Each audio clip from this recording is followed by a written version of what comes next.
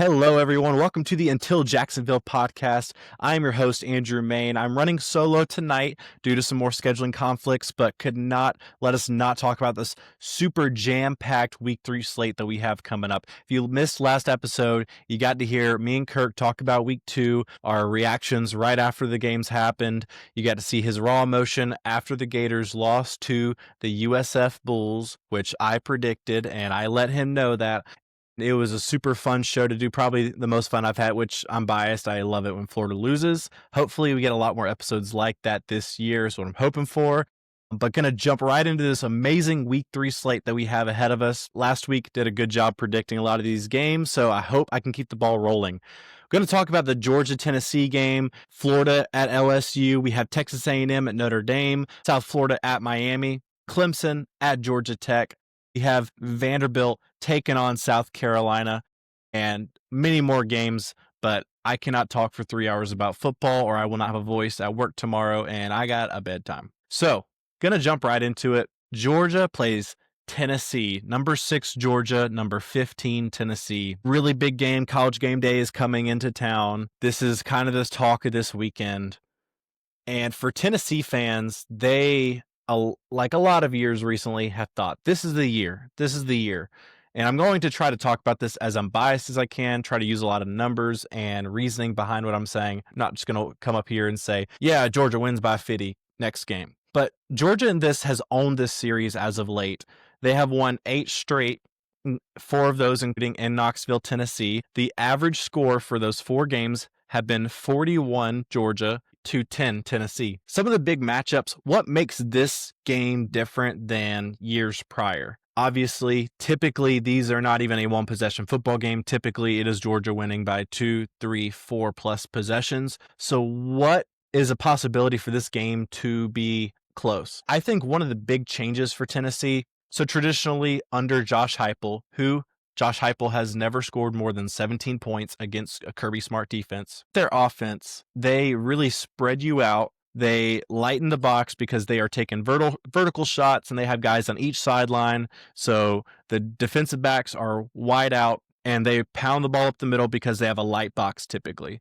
Now, in years prior, I spoke about this breaking down Week 1 before we went into it, how I thought Joey Aguilar would be a better quarterback than Nico has been. And so far, that take is 100% right. But with Nico last year, he wasn't able to hit on these deep shots consistently. And with this offense, you have to be able to do that because if not, then they load the box, which is the reason why your run game is so good. Because to defend the deep passing game, you have to put more people in the backfield, which lightens the box. If they're not afraid of you passing over top, then what do? You put more people in the box, stop the run, and then they can't score any points, which is what's happened to Tennessee recently. This year, Joey Aguilar is actually able to push the ball down the field and connect on some of those deep throws, which is exactly what they need for everything else to work like a well-oiled machine. But it's not just the same old with Tennessee. One thing I've been really impressed with what they've done for this season that's different than years prior is their screen game. Now, it's hard to throw screens when your wide receivers are so far apart because the ball's got to travel a long way and there's a lot of time for the DB to get downfield.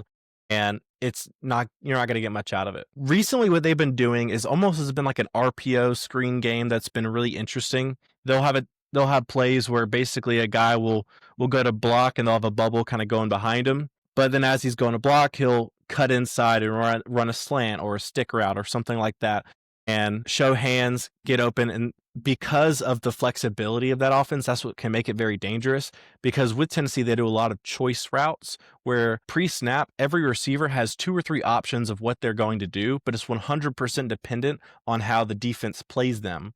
If it's man coverage, if it's zone coverage, if it's 1 high safety, it's 2 high safeties, they're going to run different routes based off of that. So as long as you have a good rapport with the quarterback and the receivers, it can be a very dangerous offense. The reason why they have had such a hard time with Georgia has been Georgia recruits dudes. Kirby Smart is a former defensive back, and he wants to help out his secondary as much as possible. So what does he do? He gets big athletic men in the box on that defensive line, and they stop the run. And in years prior, instead of having 6 or 7 guys in the box, they've been able to have 5 guys in the box. They'll have 4 defensive linemen, 1 safety over 1 linebacker over top, and then that linebacker is able to play free. He's not worried about getting blocked because those 4 guys are able to absorb the entire offensive line and make what they call a wall. So instead of trying to get past your offensive lineman and tackle him for a loss, you're just holding that point of contact, creating a wall, giving that running back nowhere to go. As soon as he makes a decision, make him wrong, shed the tackle, keep one arm free, try to bring him to the ground. But the great thing is when your linebacker is running free, no one's blocking him, then he's able to come downhill with no fear of anyone getting in his way. So that would be my key to watch for Tennessee, is how much does that screen game keep them, because when you're able to stay ahead of the sticks, what makes them so dangerous is when they have a good run game and you're living in, it's 2nd and 3, 2nd and 4, then you can take a shot because you have a third down and manageable if you end up throwing an incompletion.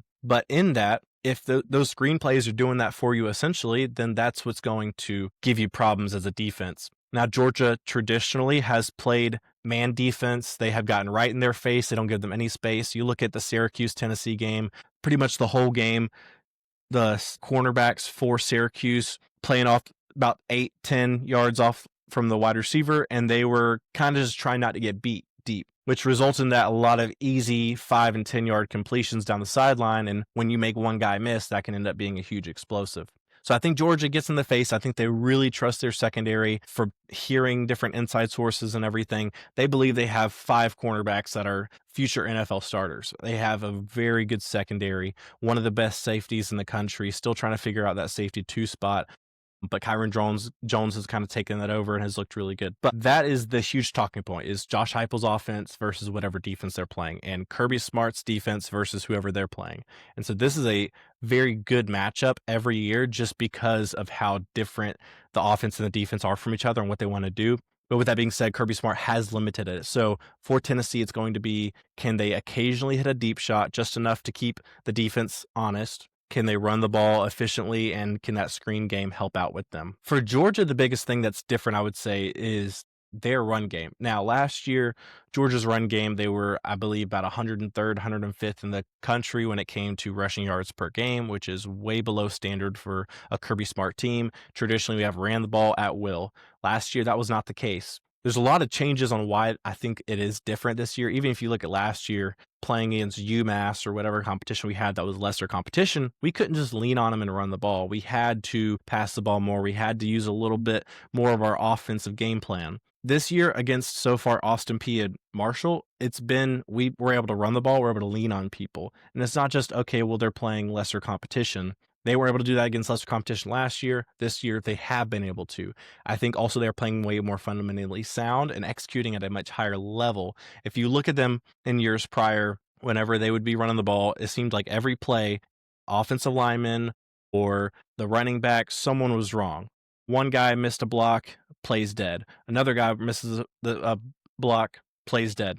Running back misses the hole, plays dead. And it was constantly something goes wrong, one thing goes wrong. You also didn't have a mobile quarterback, so that backside defensive end was always crashing in, and you didn't have a lot of potential with that offense when it came to the run game. This year, having a guy that can run it keeps that defense honest. So that backside linebacker, that backside defensive end, the opposite direction of where you're going, they can't just go right for the running back. They have to wait for about a second or two to make sure that the quarterback is not running it. Then once they realize he's not, it's too late. The running back's already gone. So that has been a huge difference, but also offensively, they have just ran the ball better. They have coached it better. They've executed it better. Mike Bobo traditionally has done a very good job of having a good run scheme and all of that. I think another big part of it is all offseason, all you heard about from this program was play with fire, passion, and energy. That's what you heard a ton. And we're going to run the ball and we're going to stop the run, which used to with the Georgia team, that was a given. Last year or two that it was not a given. They really put a lot of emphasis on it this year that they're going to be good in both those categories. So far they have, but again, we'll see. This is their best, definitely their best opponent they played to date, and then their next game is Alabama. So we'll find out shortly how good that run game is, how good that run defense is, but we'll see. So with this game, I think Georgia is able to win. Again, traditionally, Josh Heupel isn't able to score more than 17 points. Obviously, Neyland Stadium is a hard place to play, but if Georgia's able to separate a little bit, I think that's going to help them a ton. I think having long drives, I think using Gunnar Stockton his legs, they didn't really use his legs at all against Austin Peay last week. I think having that, I think it's able to help on those third and short conversions, help you in the red zone to be able to put touchdowns on the board, not just field goals. I see Georgia winning by somewhere in the realm of 10 to 17 points, 10, 14, 17, somewhere in there. I think they win comfortably. I don't think it's a blowout. I think it's a 31-17 type game is what my guess is. I do think Tennessee scores some. Last year, they jumped up on Georgia in Athens 10-0.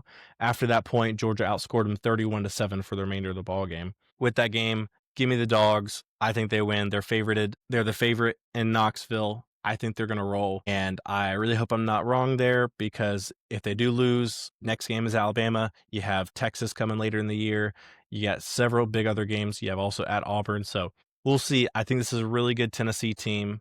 I think they have the best quarterback they've had since Hendon Hooker. I still think that Georgia is going to have a very good defense. They now have a run game, and if Gunnar Stockton is able to execute, I think there's a lot of things that can be really good for them this game, especially Tennessee is a team that likes to run a lot of man coverage. They really trust their guys on an island and say, hey, we're going to cover you and you can't do anything about it. I think greatly improving the weapons like they have with Zachariah Branch, with Noah Thomas, with Colby Young being here, not being suspended. I think those three guys, as well as a couple of others, can really be the difference maker, where if you do put them in one-on-one coverage, guess what? Back shoulder, or you be deep.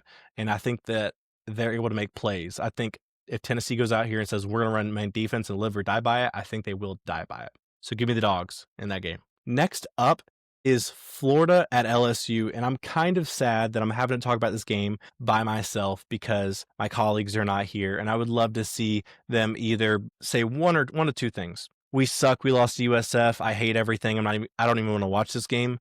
Or they may come out here and say, I don't know. I think we may play better. Whatever. Gonna go ahead and give up my prediction here. I think LSU wins. I think it's in Baton Rouge. I think Florida hasn't looked great. I think DJ Lagway has not been promised. He has looked exactly like what I said in preseason, which was he looks like he hasn't practiced a lot of football and he just tries doing too much. Seen the film breakdowns and everything. Shout out Brooks Austin Film Guy Network. He's great with all that. And I've seen the film breakdowns, see just how he's been inaccurate. He's made bad decisions. He just looks like a guy with all the talent in the world that just has not practiced enough with his teammates, but also just for himself. And I think that is huge.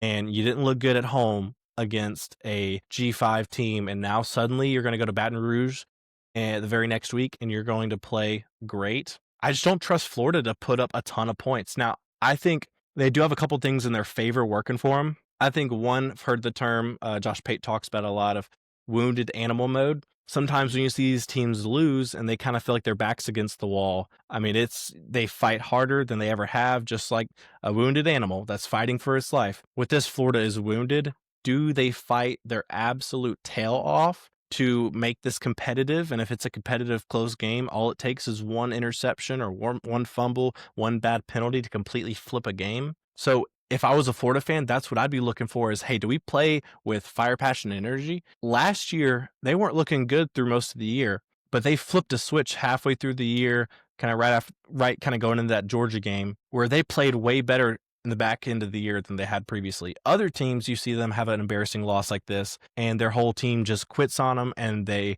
just seem like they're waiting for the coach to get fired, and it's just not good for anyone. So do they show fight? Do they not? It's only one loss. Technically, they're still undefeated in SEC play, so they could still run the table theoretically. But I think they have a brutal schedule, and I think this is a brutal game for them. LSU, everyone's super high on, and then Clemson hasn't looked very great. After that game, they barely squeaked by Troy after trailing at one point 16-0. Not really sure how to interpret that. For LSU, struggled a little bit against, I think it was Louisiana Tech. Wasn't super impressive, but also you didn't have to be super impressive when these bigger programs play this lesser competition. I'm not one of those that takes a whole bunch from it. I look for certain things, certain aspects of it, but I'm not going to make this definitive claim based off of how someone played against a G5 team or some lesser than competition, because it's just hard to see. But I think Garrett Nussmeier is a gunslinger. I think these weapons are great. I think their defense is greatly improved. For Florida, I think the best thing that they could do is really lean on their run game.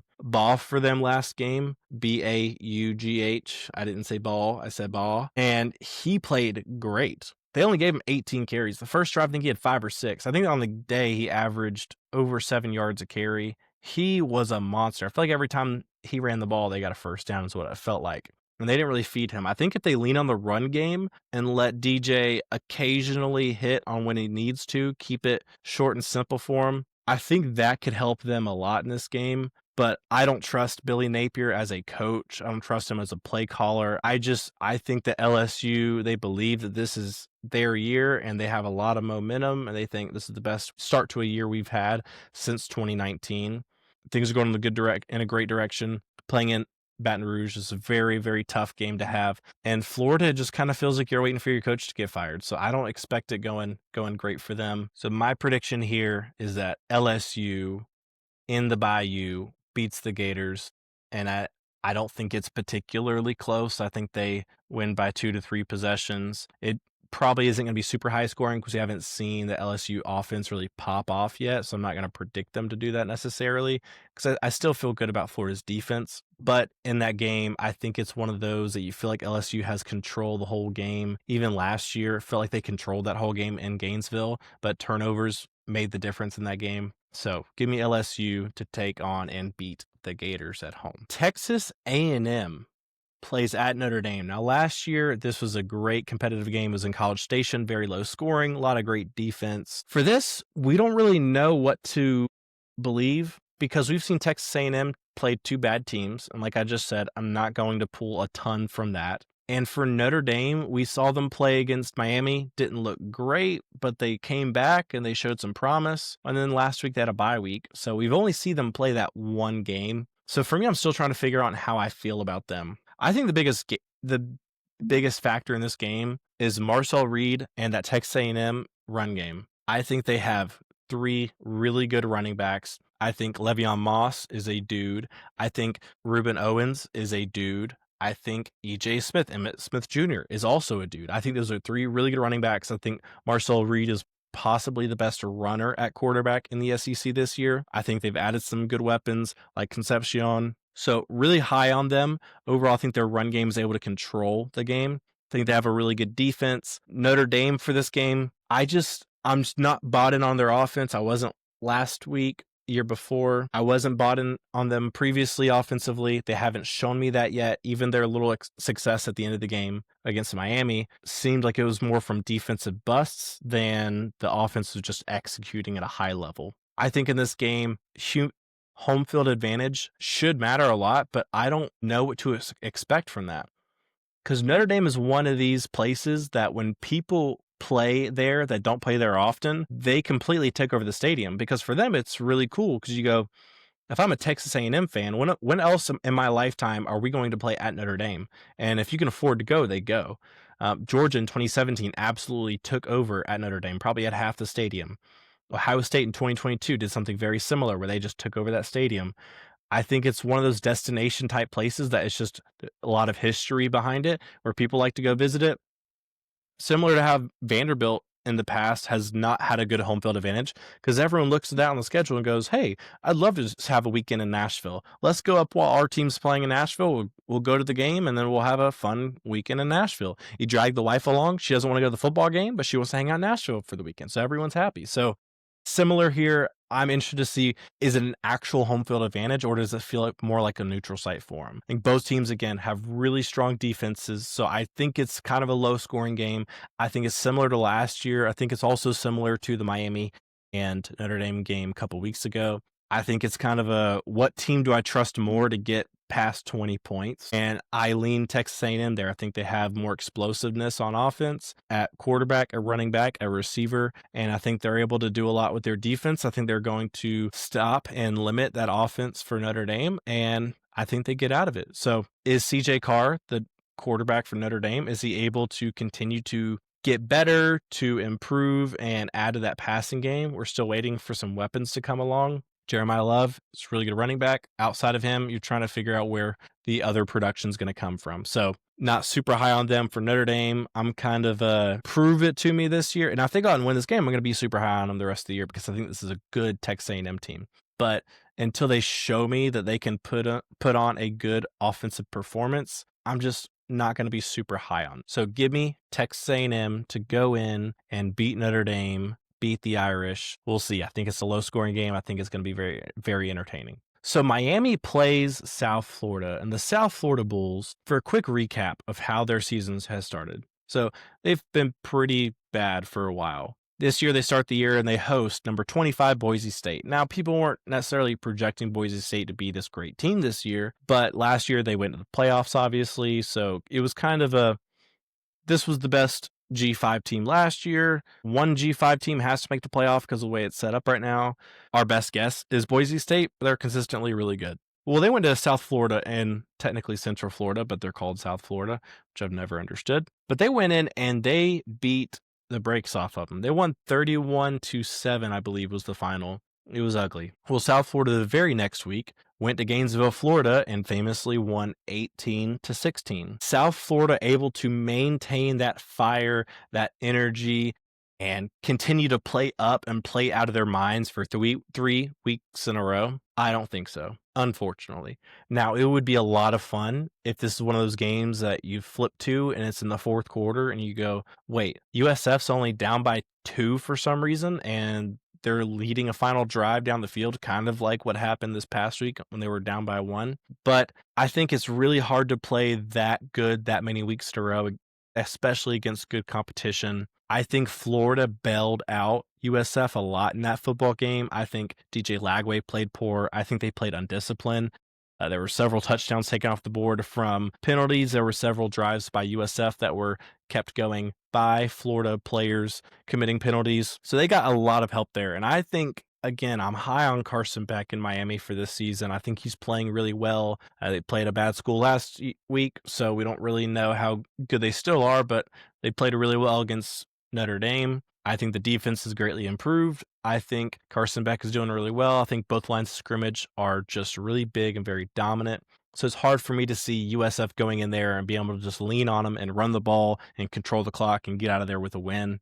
I think they could keep it close if they are able to maintain drives and stay on the field. I just think this Miami defense is too good to allow USF to maintain drives. And Miami's offense, I just think they're explosive, and I think they have a good run game. I think they have great lines of scrimmage, like I said. I think they have good weapons that stepped up, and I think Carson Beck's playing really well. So we'll see there. Again, he's looking like 2023 Carson Beck, not 2024, which I think a lot of that is just for a lot of different reasons that I've spoke about recently, but really excited to see how he continues to play. I'm not one of these Georgia fans that just hate watches him. I really do wish him the most success. So my prediction here is that Miami wins. I think the line's around 17.5. I think they win by about 17-21, somewhere in there. I don't think it's a blowout necessarily, but I think Miami has firm control of this game the whole time. Now, this is a fun game to look at. Number 12, Clemson, goes to Georgia Tech. To Bobby Dodd. And this was one of those games going into the year that you saw on the calendar and you thought, that is sneakily going to be a really good game. It's really early in the year. At that point, you don't know a ton about either team. That could be a really fun game. But for the average fan, they just looked at it, looking at Clemson's schedule, going, tough game against LSU, easy win, easy win. They just went right past Georgia Tech. Obviously, as a Georgia fan, not fans of Georgia Tech, but they have played really well the past couple of years. So far this year have looked really good. And with their offense, they like to control the ball. I think Buster Faulkner is one of the best offensive coordinators in college football right now. I think they do a great job of exploiting what your defense is doing. And I think they also do a great job of running the ball, having different jet sweep actions constantly, so you never know when a guy's actually going to take it or not. I just think between Haynes King and Philo at quarterback, whichever one plays, two very different quarterbacks. Haynes King, much more of a gritty, running the ball type quarterback. Philo is a much better pocket passer, but not the scrambler that Haynes King is. So with this, we'll kind of see what the offense looks like based off of what quarterback is playing. But I think Georgia Tech's going to control the clock for this game. I am still not super confident on Clemson's offense. I think their offense hasn't looked great against anyone yet in their 2 games. I'm still not super high on Cade Klubnik from what I've seen so far. He just doesn't seem super impressive. And I just don't know how to feel about Clemson. I mean, going into the season, it was They should win the ACC, definitely. Now I'm out here saying, well, are they better than Miami? I don't think so. Are they better than FSU? I don't think so. Are they better than Georgia Tech? I don't think so. Or they're about the same. There's not a big gap either way. If Clemson's defense can really limit that Georgia Tech offense, they have a great shot. But if Georgia Tech is able to maintain drives, pick up 3, 4, 5 yards every single play, then they are going to be controlling the clock. They're going to have the ball the whole game. And Cade Klubnik could go down, lead a touchdown leading drive. And then you're like, man, it's been 20 minutes of real life time, and we still haven't gotten back on the field. And we just lost 10 minutes of game time because Georgia Tech just won't get off the field. They just keep the ball. And I think with that, with the home field advantage, that is a really big component of this game. This is another game that I'm kind of 50-50 on. I don't feel super great about picking Clemson or Georgia Tech here. I would say, though, if there's a likely upset of a ranked opponent going down this week to an unranked opponent, I think Georgia Tech is very likely to possibly knock down the Tigers. I think Georgia Tech has a very good shot of winning this game. And I think if I'm going to make my official prediction here, wouldn't be shocked either way, but could very well see Georgia Tech holding on and Clemson just being a little bit disappointing like they have been so far this year and not playing up to what we think they were going to be preseason. This is low-key, obviously besides the Georgia game, because I'm a Georgia fan. Besides the Georgia game, I think this is my favorite game of the weekend. Do you know that Vanderbilt comes to South Carolina in Columbia, not too far from my house, about 20-30 minute drive. And the Commodores have looked really good to start the year. First game, played a nobody, pretty much. I think it was Georgia State. Looked good. Next week, played Virginia Tech. Now, as we're talking about Virginia Tech, it's funny because these teams have both played Virginia Tech, and we're in week 3. So how unlikely is that? Well, to talk about South Carolina, I guess, first here. South Carolina played Virginia Tech, and like I talked about, that first drive, they went right down the field. They just looked amazing on offense, could not be stopped. After that, for pretty much 2.5 quarters, they were completely stopped on offense. It really wasn't until they had a punt return for a touchdown where it kind of felt like they finally got some momentum back. And then they also got an explosive touchdown late to Nick Harbor. But they kind of squeaked out a win. Wasn't super impressive. Last week played South Carolina State, which again, it's your competition. You're not sure how to interpret it. It was a rain delay type game. But offense, again, still didn't look good. I believe they had a pick 6 and 2 punt returns for touchdown in that game and didn't win by that much. So they haven't looked impressive. And all year going into this, my concern since the spring game has been, what is that offensive line going to do for them? Are they going to be able to lean on people? I don't think so. Are they going to be able to protect Lenora Sellers? I don't think so either. Well, for a little comparison, how did Vanderbilt do against Virginia Tech? Now, this was not a neutral site. This was at Virginia Tech, so already a little bit harder for Vanderbilt. First half, they had a fumble and a turnover, and they trailed by 10 at half. You turn it over twice, you give them 2 free possessions, and you're losing by 2 possessions. That makes sense.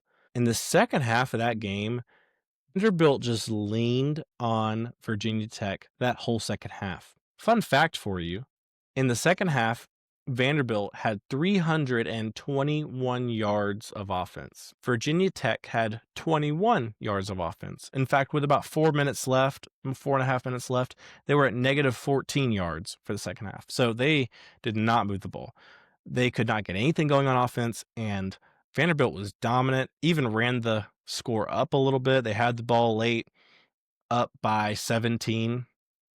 And again, they were down by 10 at half. They were up by 17, and they had the ball with the backups in within the red zone, couple minutes left. Could have kneed out the clock. No, they were passing the ball. They were still trying to score. So every single drive that they had in that second half, they scored a touchdown besides the last 2 plays where they kneed out the clock. That was domination. It's hard to compare. I still think ceiling-wise, I think South Carolina still has a higher ceiling just because of having a guy like Lenore Sellers, a Nick Harbor, Dylan Stewart. And I think it helps South Carolina a lot having this in Columbia, having it at home. But similar to Georgia Tech, Vanderbilt's one of these teams that likes to control the ball, control the clock, and you don't get the ball back and they can lean on you. And I'm not convinced that South Carolina can protect Lenore Sellers. I'm not convinced of their offensive line. And in fact, another game I'm kind of half and half on. This afternoon, I'll watch the highlights again, the full game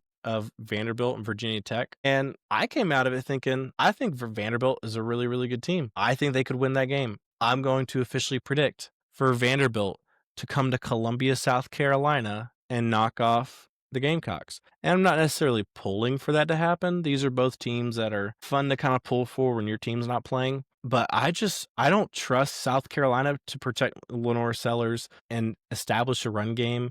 And I think it's just very boom or bust when they have the ball. And I think Vanderbilt's just able to hold on to the ball and move the ball methodically, eat up all the clock, and just really control this game. And I was really impressed with their defense last week against Virginia Tech. Gonna wrap it up there. So many great games to talk about and look into for this amazing week 3. I'm going to be glued to my TV all weekend. I assume the same for y'all. Enjoyed week 2, enjoyed week 1, but we're starting to get into those games where you have conference opponents, you have a little bit less cupcakes, hopefully. This first couple weeks of the year, you're just trying to get through it. It's a good appetizer. You have some great week 1 games. Week 2, not as good, but you have some potential upsets, which a couple of those happened. Now for week 3, some bigger games. I'm pulling heavy for my dogs against the Volunteers. Let's make it 9 in a row. Let's just go ahead and make it a decade for next year. So can't do that, though, unless you win this one in Knoxville. Everyone have a great rest of your week. Have a great weekend. And don't forget that we have 50 days until Jacksonville. Y'all have a good one. Thanks.